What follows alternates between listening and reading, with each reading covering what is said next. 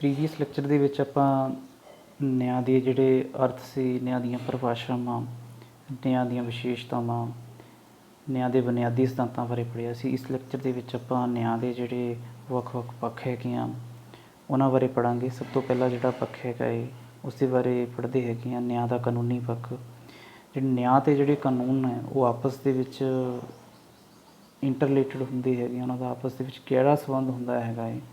ਜਿਹੜੇ ਰਾਜ ਦੇ ਜਿਹੜੇ ਕਾਨੂੰਨ ਨੇ, ਜਦੋਂ ਰਾਜ ਕਾਨੂੰਨ ਬਣਾਉਂਦਾ ਹੈਗਾ, ਉਹ ਕਾਨੂੰਨ ਨੇ ਜਿਹੜੇ ਸਮਾਜ ਦੇ ਵਿੱਚ ਲਾਗੂ ਹੁੰਦੇ ਆ, ਉਹਨਾਂ ਦਾ ਮੁੱਖ ਮੰਤਵ ਇਹੀ ਹੁੰਦਾ ਹੈਗਾ ਹੈ ਵੀ ਸਮਾਜ ਦੇ ਵਿੱਚ ਜਿਹੜੀ ਨਿਆਇਕ ਵਿਵਸਥਾ ਹੈਗੀ ਆ ਉਹ ਕਾਇਮ ਰਹੇ, ਨਿਆਇਕ ਵਿਵਸਥਾ ਸਥਾਪਿਤ ਹੋ ਸਕੇ। ਕਿ ਜੇਕਰ ਸਮਾਜ ਦੇ ਵਿੱਚ ਨਿਆਇਕ ਵਿਵਸਥਾ ਸਥਾਪਿਤ ਨਹੀਂ ਹੋਏਗੀ ਤਾਂ ਸਮਾਜ ਦੇ ਵਿੱਚ ਅਸ਼ਾਂਤੀ ਹੋਏਗੀ। ਜੇ ਸਮਾਜ ਦੇ ਵਿੱਚ ਨਿਆਇਕ ਵਿਵਸਥਾ ਸਥਾਪਿਤ ਹੋਏਗੀ ਤਾਂ ਉੱਥੇ ਸ਼ਾਂਤੀ ਸਥਾਪਿਤ ਹੋਏਗੀ।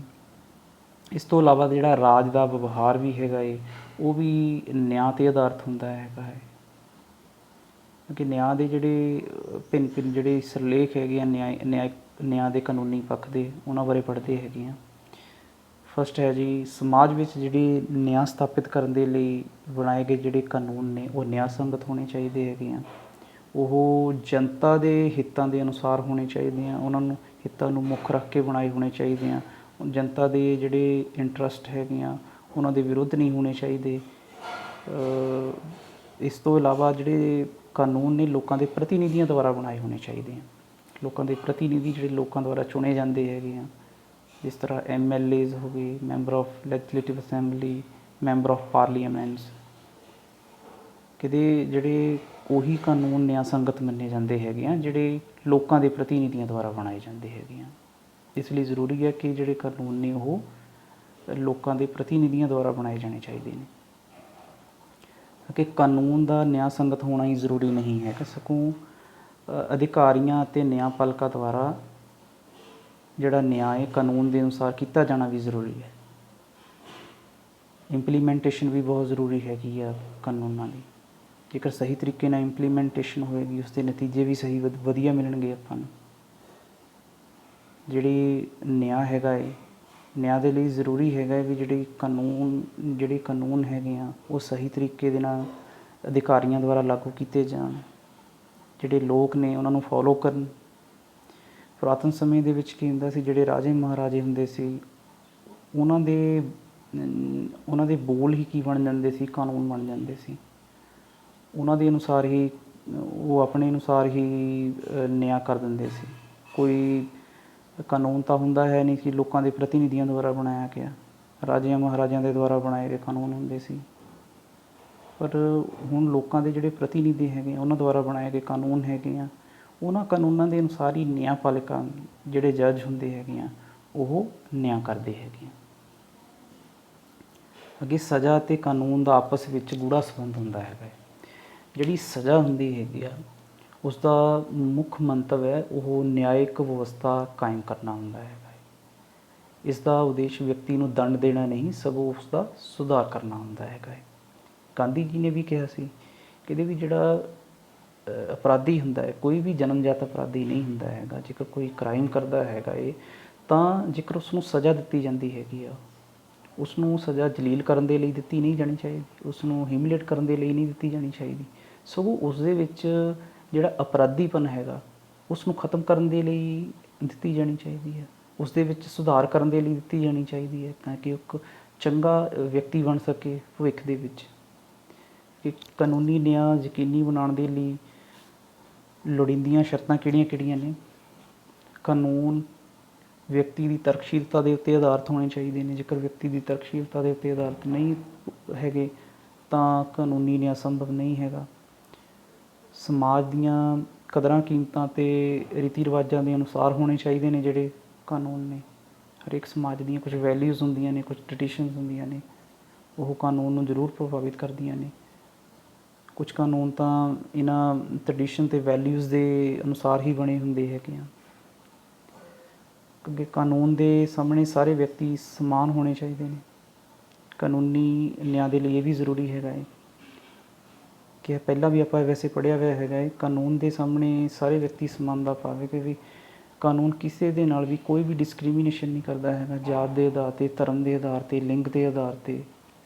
ਇਸ ਦੀ ਨਜ਼ਰ ਦੇ ਵਿੱਚ ਸਾਰੇ ਸਮਾਨ ਨੇ। All are equal in the eyes of law. ਜੇਕਰ ਕੋਈ ਵਿਅਕਤੀ ਕੋਈ ਕ੍ਰਾਈਮ ਕਰਦਾ ਹੈਗਾ ਏ, ਚਾਹੇ ਉਹ ਕਿੰਨਾ ਹੀ ਵੱਡਾ ਵਿਅਕਤੀ ਕਿਉਂ ਨਹੀਂ ਹੈਗਾ, ਉਸ ਨੂੰ ਕਾਨੂੰਨ ਦੇ ਅਨੁਸਾਰ ਸਜ਼ਾ ਜ਼ਰੂਰ ਮਿਲੇਗੀ। ਸਾਰੇ ਜਾਤਾਂ ਧਰਮਾਂ ਦੇ ਲੋਕਾਂ ਦੇ ਲਈ ਇੱਕੋ ਜਿਹੀ ਕਾਨੂੰਨੀ ਪ੍ਰਣਾਲੀ ਹੋਣੀ ਚਾਹੀਦੀ ਹੈ।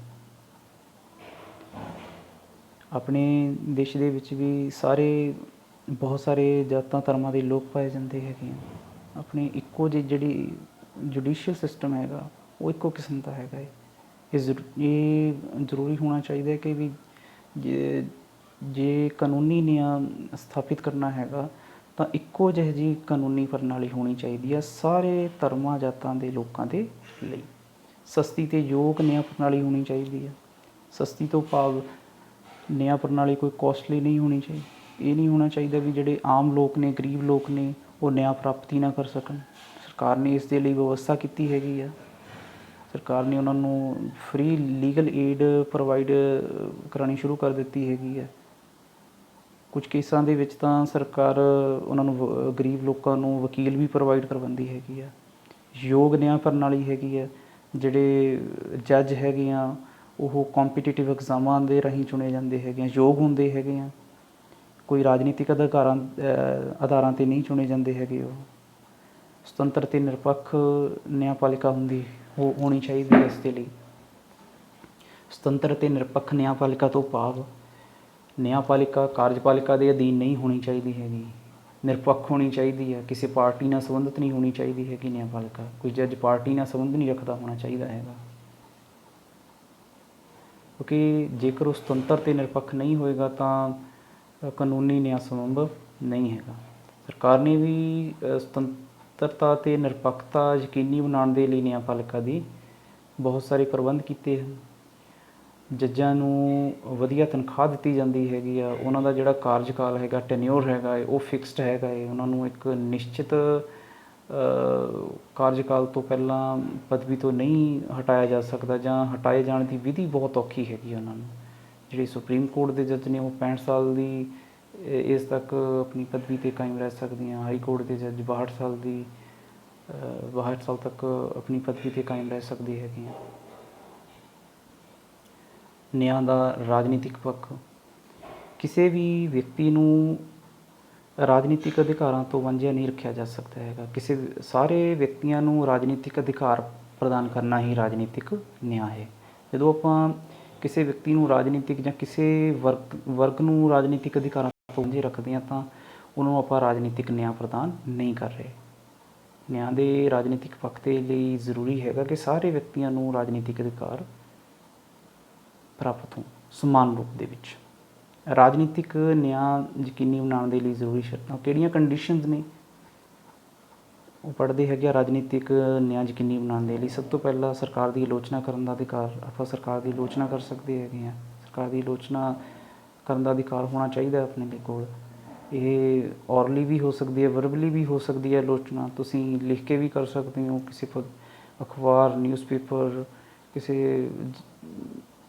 ਕਿਸੇ ਵੀ ਹੋਰ ਪਲੇਟਫਾਰਮ ਦੇ, ਸੋਸ਼ਲ ਮੀਡੀਆ ਦੇ ਰਾਹੀਂ ਆਪਣੇ ਵਿਚਾਰ ਪ੍ਰਗਟਾ ਸਕਦੇ ਹੋ। ਸਰਕਾਰ ਦੀ ਆਲੋਚਨਾ ਕਰ ਸਕਦੇ ਹੈਗੇ ਹੋ। ਮੈਗਜ਼ੀਨ ਦੇ ਵਿੱਚ, ਕਿਸੇ ਰਸਾਲੇ ਦੇ ਵਿੱਚ ਆਪਣੇ ਵਿਚਾਰ ਪੇਸ਼ ਕਰ ਸਕਦੇ ਹੋ। ਸਰਕਾਰ ਦੀ ਆਲੋਚਨਾ ਕਰ ਸਕਦੇ ਹੋ। ਸਰਕਾਰੀ ਪਦਵੀਆਂ ਪ੍ਰਾਪਤ ਕਰਨ ਦਾ ਅਧਿਕਾਰ ਹੈਗਾ ਸਾਰਿਆਂ ਦੇ ਕੋਲ ਸਮਾਨ ਰੂਪ ਦੇ ਵਿੱਚ। ਰਾਜਨੀਤਿਕ ਦਲਾਂ ਦੇ ਨਿਰਮਾਣ ਕਰਨ ਦਾ ਅਧਿਕਾਰ ਹੈਗਾ।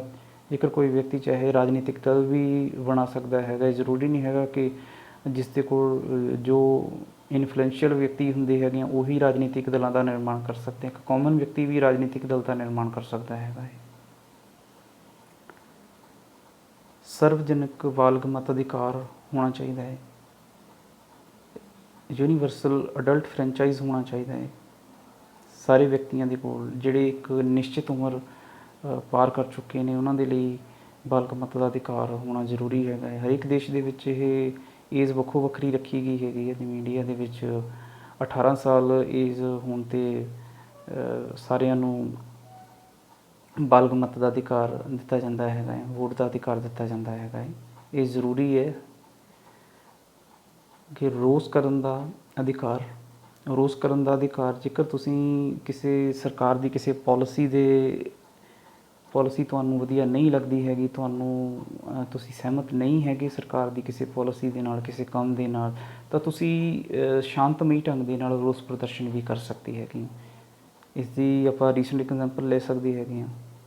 ਜਿਸ ਤਰ੍ਹਾਂ ਹੁਣ ਆਪਣੇ ਇੰਡੀਆ ਦੇ ਵਿੱਚ ਕੱਚੇ ਤੇਲ ਦੀਆਂ ਜਿਹੜੀਆਂ ਕੀਮਤਾਂ ਹੈਗੀਆਂ ਨੇ ਅੰਤਰਰਾਸ਼ਟਰੀ ਮਾਰਕੀਟ ਦੇ ਵਿੱਚ ਉਹ ਬਹੁਤ ਘੱਟ ਹੈਗੀਆਂ ਨੇ, ਪਰ ਇੰਡੀਆ ਦੇ ਵਿੱਚ ਜਿਹੜਾ ਪੈਟਰੋਲ ਅਤੇ ਡੀਜ਼ਲ ਹੈਗਾ ਉਸ ਦੀਆਂ ਕੀਮਤਾਂ ਇਹ 80 ਰੁਪਏ ਪਰ ਲੀਟਰ ਤੋਂ ਪਾਰ ਹੋ ਚੁੱਕੀਆਂ ਨੇ।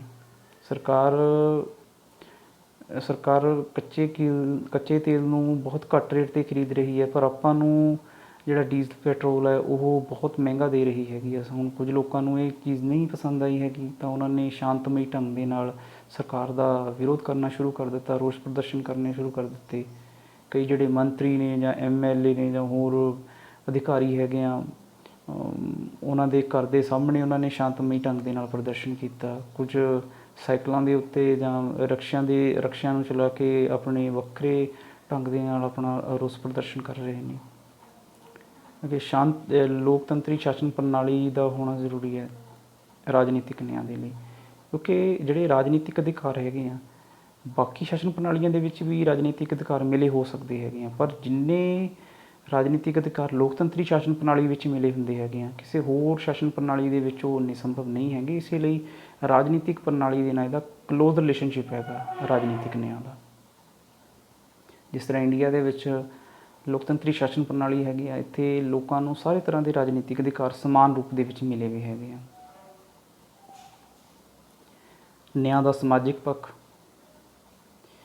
PV ਗਜੇਂਦਰ ਗੜਕਰ ਦੇ ਅਨੁਸਾਰ ਸਮਾਜਿਕ ਨਿਆਂ ਦਾ ਅਰਥ ਸਮਾਜਿਕ ਅਸਮਾਨਤਾਵਾਂ ਨੂੰ ਖਤਮ ਕਰਕੇ ਸਮਾਜਿਕ ਖੇਤਰ ਵਿੱਚ ਹਰ ਇੱਕ ਨੂੰ ਸਮਾਨ ਮੌਕੇ ਪ੍ਰਦਾਨ ਕਰਨਾ ਹੈ। ਜਿਹੜੀਆਂ ਸਮਾਜਿਕ ਅਸਮਾਨਤਾਵਾਂ ਹੈਗੀਆਂ ਨੇ ਸਮਾਜਿਕ ਖੇਤਰ ਦੇ ਵਿੱਚ, ਸਮਾਜਿਕ ਬੁਰਾਈਆਂ ਹੈਗੀਆਂ ਨੇ, ਉਹਨਾਂ ਨੂੰ ਖਤਮ ਕਰਕੇ ਲੋਕਾਂ ਨੂੰ ਇਕੁਅਲ ਓਪਰਚੁਨਿਟੀ ਪ੍ਰੋਵਾਈਡ ਕਰਵਾਉਣੀਆਂ, ਇਹ ਕੀ ਹੈ? ਸਮਾਜਿਕ ਨਿਆਂ ਹੈ। ਸਮਾਜਿਕ ਨਿਆਂ ਯਕੀਨੀ ਬਣਾਉਣ ਦੇ ਲਈ ਜ਼ਰੂਰੀ ਸ਼ਰਤਾਂ ਕਿਹੜੀਆਂ ਨੇ? ਸਭ ਤੋਂ ਪਹਿਲਾਂ ਭੇਦਭਾਵ ਦੀ ਮਨਾਹੀ ਹੋਣੀ ਚਾਹੀਦੀ ਹੈ। ਭੇਦਭਾਵ ਨਹੀਂ ਹੋਣਾ ਚਾਹੀਦਾ ਲਿੰਗ ਦੇ ਆਧਾਰ 'ਤੇ ਜਾਂ ਕਾਸਟ ਦੇ ਆਧਾਰ 'ਤੇ, ਧਰਮ ਦੇ ਆਧਾਰ 'ਤੇ, ਕਿਸੇ ਤਰ੍ਹਾਂ ਦਾ ਕੋਈ ਭੇਦਭਾਵ ਨਹੀਂ ਹੋਣਾ ਚਾਹੀਦਾ। ਕਾਨੂੰਨ ਦੇ ਸਾਹਮਣੇ ਸਾਰੇ ਸਮਾਨ ਹੋਣੇ ਚਾਹੀਦੇ ਆ। ਆਲਰੇਡੀ ਆਪਾਂ ਪੜ੍ਹ ਚੁੱਕੇ ਹੈਗੇ ਹਾਂ, ਕਾਨੂੰਨ ਦੇ ਸਾਹਮਣੇ ਸਾਰੇ ਸਮਾਨ ਹੋਣਗੇ ਤਾਂ ਹੀ ਸਮਾਜਿਕ ਨਿਆਂ ਸਥਾਪਿਤ ਹੋ ਸਕਦਾ ਹੈਗਾ। ਕਿਸੇ ਵਰਗ ਨੂੰ ਵਿਸ਼ੇਸ਼ ਅਧਿਕਾਰ ਨਹੀਂ ਮਿਲੇ ਹੋਣੇ ਚਾਹੀਦੇ। ਕਿਉਂਕਿ ਜੇ ਕਿਸੇ ਵਰਗ ਨੂੰ ਵਿਸ਼ੇਸ਼ ਅਧਿਕਾਰ ਮਿਲੇ ਹੋਣਗੇ ਤਾਂ ਜਿਹੜਾ ਸਮਾਜਿਕ ਨਿਆਂ ਹੈ ਉਹ ਸਥਾਪਿਤ ਨਹੀਂ ਹੋ ਸਕਦਾ ਹੈਗਾ।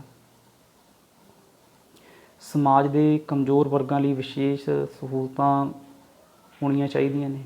ਇਸ ਤਰ੍ਹਾਂ ਆਪਾਂ ਪਹਿਲਾਂ ਪੜ੍ਹ ਚੁੱਕੇ ਹੈਗੇ ਹਾਂ, ਸੁਰੱਖਿਅਕ ਵਿਤਕਰਾ ਪੜ੍ਹਿਆ ਹੈਗਾ ਆਪਾਂ ਨੇ, ਪ੍ਰੋਟੈਕਟਿਵ ਡਿਸਕ੍ਰਿਮੀਨੇਸ਼ਨ।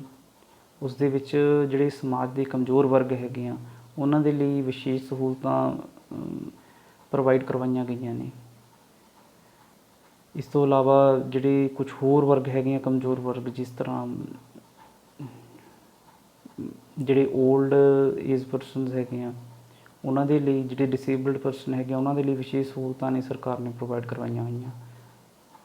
ਅੱਗੇ ਵਹਿਮਾਂ ਭਰਮਾਂ ਅਤੇ ਸਮਾਜਿਕ ਬੁਰਾਈਆਂ ਦਾ ਖਾਤਮਾ ਹੋਣਾ ਚਾਹੀਦਾ ਹੈ। ਸਮਾਜਿਕ ਨਿਆਂ ਦੇ ਲਈ ਜ਼ਰੂਰੀ ਹੈਗੀ ਹੈ ਜਿਹੜੇ ਫਜ਼ੂਲ ਦੇ ਵਹਿਮ ਭਰਮ ਹੈਗੇ ਆ, ਜਿਹੜੀਆਂ ਸਮਾਜਿਕ ਬੁਰਾਈਆਂ ਹੈਗੀਆਂ ਨੇ ਜੋ ਸਮਾਜ ਨੂੰ ਅੰਦਰੋਂ ਅੰਦਰੀ ਖੋਖਲਾ ਕਰ ਰਹੀਆਂ ਨੇ, ਉਹਨਾਂ ਦਾ ਖਾਤਮਾ ਹੋਣਾ ਜ਼ਰੂਰੀ ਹੈਗਾ ਹੈ। ਜੇ ਸਮਾਜਿਕ ਬੁਰਾਈਆਂ ਹੈਗੀਆਂ ਨੇ ਸਮਾਜ ਦੇ ਵਿੱਚ ਤਾਂ ਸਮਾਜਿਕ ਨਿਆਂ ਕਦੇ ਵੀ ਸਥਾਪਿਤ ਨਹੀਂ ਹੋ ਸਕਦਾ ਹੈਗਾ।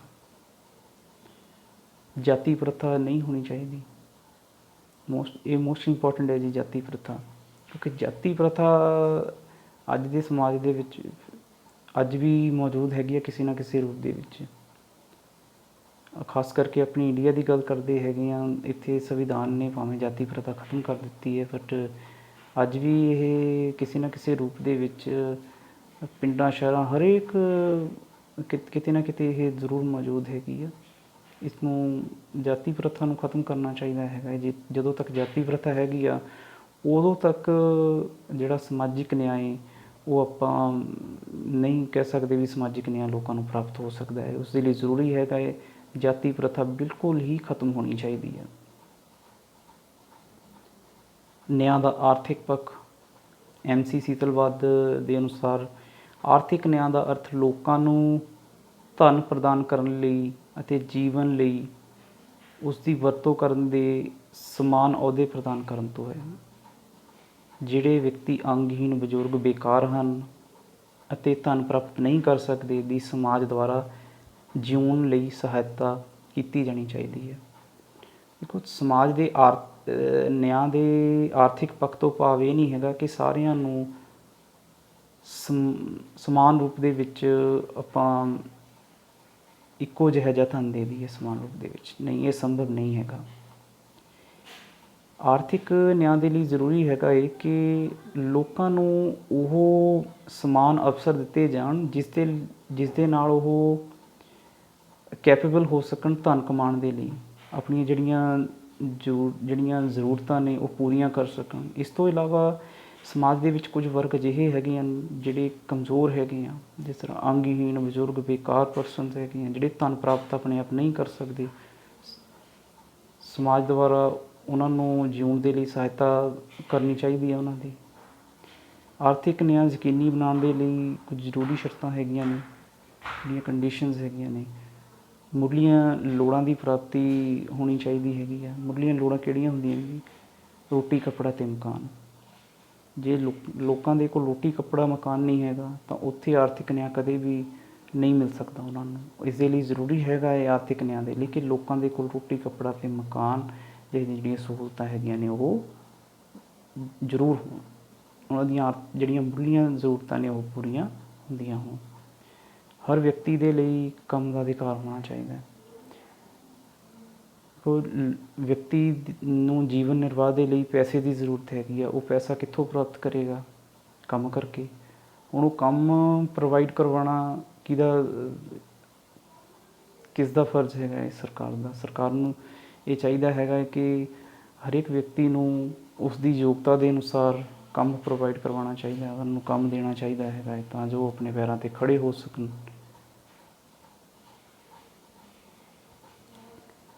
ਸਮਾਨ ਕੰਮ ਲਈ ਸਮਾਨ ਤਨਖਾਹ, equal pay for equal work, most important point ਹੈਗਾ ਹੈ। ਸਰਕਾਰ ਨੂੰ ਚਾਹੀਦਾ ਹੈਗਾ ਹੈ, ਜੇਕਰ ਆਰਥਿਕ ਨਿਆਂ ਉਹਨੇ ਪ੍ਰੋਵਾਈਡ ਕਰਵਾਉਣਾ ਹੈਗਾ, ਲੋਕਾਂ ਨੂੰ ਦੇਣਾ ਹੈਗਾ ਹੈ, ਤਾਂ ਸਮਾਨ ਕੰਮ ਦੇ ਲਈ ਸਮਾਨ ਤਨਖਾਹ ਦੀ ਵਿਵਸਥਾ ਹੋਣੀ ਚਾਹੀਦੀ ਆ। ਜੇਕਰ ਦੋ ਵਿਅਕਤੀ ਹੈਗੇ ਆ, ਉਹ ਇੱਕੋ ਜਿਹਾ ਕੰਮ ਕਰਦੇ ਹੈਗੇ ਆ, 8 ਘੰਟੇ ਕੰਮ ਕਰਦੇ ਆ 1 ਮਹੀਨੇ ਦੇ ਲਈ, ਤਾਂ ਉਹਨਾਂ ਨੂੰ ਤਨਖਾਹ ਵੀ ਸੇਮ ਮਿਲਣੀ ਚਾਹੀਦੀ ਆ। ਇਹ ਨਹੀਂ ਹੋਣਾ ਚਾਹੀਦਾ ਵੀ ਇੱਕ ਨੂੰ ਤਾਂ ਤੁਸੀਂ 10,000 ਤਨਖਾਹ ਦੇ ਰਹੇ ਹੋ, ਇੱਕ ਨੂੰ 50,000 ਦੇ ਰਹੇ ਹੋ। ਉਹ ਤਾਂ ਇੱਕ ਕਿਸਮ ਦਾ ਡਿਸਕ੍ਰੀਮੀਨੇਸ਼ਨ ਹੋ ਗਿਆ। ਇੱਥੇ ਸਮਾਨਤਾ ਨਹੀਂ ਆ ਸਕਦੀ ਹੈਗੀ। ਇਸ ਦੇ ਲਈ ਜ਼ਰੂਰੀ ਹੈਗਾ ਕਿ ਉਹਨਾਂ ਦੀ ਤਨਖਾਹ ਦੇ ਵਿੱਚ ਘੱਟ ਤੋਂ ਘੱਟ ਅੰਤਰ ਹੋਵੇ। ਉਹਨਾਂ ਦੀ ਤਨਖਾਹ ਸੇਮ ਹੋਣੀ ਚਾਹੀਦੀ ਹੈ ਜੇਕਰ ਉਹ ਕੰਮ ਇੱਕੋ ਜਿਹਾ ਕਰਦੇ ਹਨ। ਮਜ਼ਦੂਰਾਂ ਦੇ ਹਿੱਤਾਂ ਦੀ ਰੱਖਿਆ ਕਰਨੀ। ਆਰਥਿਕ ਨਿਆਂ ਦੇ ਲਈ ਜ਼ਰੂਰੀ ਹੈਗੀ ਹੈ ਕਿ ਜਿਹੜੇ ਮਜ਼ਦੂਰ ਵਰਗ ਹੈਗਾ ਉਹਨਾਂ ਦੇ ਹਿੱਤਾਂ ਦੀ ਰੱਖਿਆ ਜ਼ਰੂਰੀ ਹੈਗੀ ਆ। ਸਰਕਾਰਾਂ ਨੇ ਮਜ਼ਦੂਰਾਂ ਦੇ ਹਿੱਤਾਂ ਦੀ ਰੱਖਿਆ ਦੇ ਲਈ ਬਹੁਤ ਸਾਰੇ ਕਾਨੂੰਨ ਅਤੇ ਰੂਲਸ ਬਣਾਏ ਹੈਗੇ ਆ। ਜਿਸ ਤਰ੍ਹਾਂ ਕੰਮ ਦੇ ਜਿਹੜੇ ਘੰਟੇ ਹੈਗੇ ਆ ਉਹ 8 ਘੰਟੇ ਨਿਸ਼ਚਿਤ ਕੀਤੇ ਗਏ ਹੈਗੇ ਆ। ਆਰਾਮ ਦਾ ਘੰਟਾ ਨਿਸ਼ਚਿਤ ਕੀਤਾ ਗਿਆ ਹੈਗਾ ਹੈ। ਇਸ ਤੋਂ ਇਲਾਵਾ ਉਹਨਾਂ ਨੂੰ ਜਿਹੜੀ ਮਜ਼ਦੂਰੀ ਹੈਗੀ ਆ ਉਹ ਉਹਨਾਂ ਦੀ ਫਿਕਸ ਕੀਤੀ ਗਈ ਹੈਗੀ ਆ ਤਾਂ ਜੋ ਉਹਨਾਂ ਨੂੰ ਆਰਥਿਕ ਤੌਰ 'ਤੇ ਕੋਈ ਮੁਸ਼ਕਿਲ ਦਾ ਸਾਹਮਣਾ ਨਾ ਕਰਨਾ ਪਵੇ। ਇਸ ਤੋਂ ਇਲਾਵਾ ਜੇਕਰ ਕੋਈ ਮਿਸਹੈਪਨਿੰਗ ਹੋ ਜਾਂਦੀ ਹੈਗੀ ਆ, ਕੋਈ ਫੈਕਟਰੀ ਜਾਂ ਮਿਲ ਦੇ ਵਿੱਚ ਕੋਈ ਅਜਿਹੀ ਘਟਨਾ ਹੋ ਜਾਂਦੀ ਹੈ ਜਿਸ ਦੇ ਨਾਲ ਉਹ ਅਪੰਗ ਹੋ ਜਾਂਦੇ ਨੇ ਜਾਂ ਕੋਈ ਉਹਨਾਂ ਦਾ ਅੰਗ ਪੈਰ ਕੱਟਿਆ ਜਾਂਦਾ, ਤਾਂ ਅਜਿਹੇ ਹਾਲਾਤ ਦੇ ਵਿੱਚ ਵੀ ਸਰਕਾਰ ਨੇ ਉਹਨਾਂ ਦੇ ਲਈ ਸਹੂਲਤਾਂ ਪ੍ਰੋਵਾਈਡ ਕਰਵਾਈਆਂ ਗਈਆਂ ਨੇ। ਸਰਕਾਰ ਦੁਆਰਾ ਉਹਨਾਂ ਨੂੰ ਸਹਾਇਤਾ ਦਿੱਤੀ ਜਾਂਦੀ ਹੈ ਸਰਕਾਰ ਦੁਆਰਾ। ਇਹ ਕਮਜ਼ੋਰ ਵਰਗਾਂ ਦੇ ਹਿੱਤਾਂ ਦੀ ਸੁਰੱਖਿਆ ਕਰਨੀ ਆ। ਸਰਕਾਰ ਦੇ ਜਿਹੜੇ ਕਮਜ਼ੋਰ ਵਰਗ ਹੈਗੇ ਆ, ਵੀਕਰ ਸੈਕਸ਼ਨ ਹੈਗੇ ਆ, ਉਹਨਾਂ ਦੇ ਹਿੱਤਾਂ ਦੀ ਸੁਰੱਖਿਆ ਕਰਨੀ ਸਰਕਾਰ ਦੇ ਲਈ ਜ਼ਰੂਰੀ ਹੈਗਾ ਹੈ ਵੀ ਉਹਨਾਂ ਨੂੰ ਇਹਨਾਂ ਦੇ ਹਿੱਤਾਂ ਦੀ ਸੁਰੱਖਿਆ ਕਰਨੀ ਚਾਹੀਦੀ ਹੈ। ਇਹ ਕਮਜ਼ੋਰ ਵਰਗ ਆਰਥਿਕ ਤੌਰ 'ਤੇ ਕਮਜ਼ੋਰ ਵਰਗ ਵੀ ਹੋ ਸਕਦੇ ਹੈਗੇ ਆ। ਇਸ ਤੋਂ ਇਲਾਵਾ ਕੁਛ ਕਮਜ਼ੋਰ ਵਰਗ ਜਿਸ ਤਰ੍ਹਾਂ ਓਲਡ ਏਜ ਪਰਸਨਸ ਹੈਗੇ ਆ ਜਾਂ ਡਿਸੇਬਲਡ ਪਰਸਨ ਹੈਗੇ ਆ, ਉਹ ਵੀ ਕਮਜ਼ੋਰ ਵਰਗਾਂ ਦੇ ਵਿੱਚ ਆ ਸਕਦੀਆਂ। ਉਹਨਾਂ ਦੀ ਹਿੱਤਾਂ ਦੀ ਸੁਰੱਖਿਆ ਵੀ ਸਰਕਾਰ ਨੂੰ ਕਰਨੀ ਚਾਹੀਦੀ ਹੈਗੀ ਆ। ਜੀ ਨਿਆਂ ਦੇ ਸਿੱਟਾ ਪੜ੍ਹਦੇ ਹਾਂ ਜੀ ਨਿਆਂ ਦਾ। ਸਾਲਮਨ ਨੇ ਨਿਆਂ ਸੰਬੰਧੀ ਬਹੁਤ ਵਧੀਆ ਸ਼ਬਦ ਲਿਖੇ ਹੈਗੇ ਆ। ਕਹਿੰਦੇ ਵਿਅਕਤੀ ਨੂੰ ਉਸਦਾ ਉਚਿਤ ਹਿੱਸਾ ਪ੍ਰਦਾਨ ਕਰਨਾ ਹੀ ਨਿਆਂ ਹੈ। ਵਿਅਕਤੀ ਨੂੰ ਉਸਦਾ ਬਣਦਾ ਹਿੱਸਾ ਪ੍ਰਦਾਨ ਕਰ ਦਿਓ, ਕਹਿੰਦੇ ਉਹੀ ਕੀ ਹੈਗਾ, ਇਹ ਨਿਆਂ ਹੈਗਾ ਸਾਲਮਨ ਦੇ ਅਨੁਸਾਰ। ਹੁਣ ਆਪਾਂ ਨੇ ਨਿਆਂ ਦੇ ਜਿਹੜੇ ਵੱਖ-ਵੱਖ ਪਹਿਲੂ ਹੈਗੇ ਆ ਉਹਨਾਂ 'ਤੇ ਉਹ ਪੜ੍ਹੇ ਹੈਗੇ ਆ, ਤਾਂ ਆਪਾਂ ਅੰਤ ਵਿੱਚ ਇਸ ਸਿੱਟੇ 'ਤੇ ਪਹੁੰਚਦੇ ਹੈਗੇ ਆ ਕਿ ਕਿਸੇ ਵੀ ਇੱਕ ਪੱਖ ਦੀ ਅਣਹੋਂਦ ਵਿੱਚ ਅਸੀਂ ਨਿਆਂ ਦੀ ਕਲਪਨਾ ਨਹੀਂ ਕਰ ਸਕਦੇ। ਨਿਆਂ ਪੂਰਨ ਰੂਪ ਦੇ ਵਿੱਚ ਤਾਂ ਹੀ ਸੰਭਵ ਹੋ ਸਕਦਾ ਹੈ ਜੇਕਰ ਨਿਆਂ ਦੇ ਜਿਹੜੇ ਵੱਖ-ਵੱਖ ਪੱਖ ਹੈਗੇ ਆ ਉਹ ਸਾਰੇ ਸ਼ਾਮਿਲ ਹੈਗੇ ਆ ਨਿਆਂ ਦੇ ਵਿੱਚ, ਸਮਾਜਿਕ, ਕਾਨੂੰਨੀ, ਰਾਜਨੀਤਿਕ ਅਤੇ ਆਰਥਿਕ। ਨਿਆਂ 'ਤੇ ਆਧਾਰਿਤ ਸਮਾਜ ਉਹੀ ਹੋ ਸਕਦਾ ਹੈ ਜਿੱਥੇ ਲੋਕਾਂ ਨੂੰ ਸਮਾਜਿਕ, ਕਾਨੂੰਨੀ, ਰਾਜਨੀਤਿਕ ਅਤੇ ਆਰਥਿਕ ਨਿਆਂ ਪ੍ਰਾਪਤ ਹੋਵੇਗਾ। ਥੈਂਕ ਯੂ ਜੀ।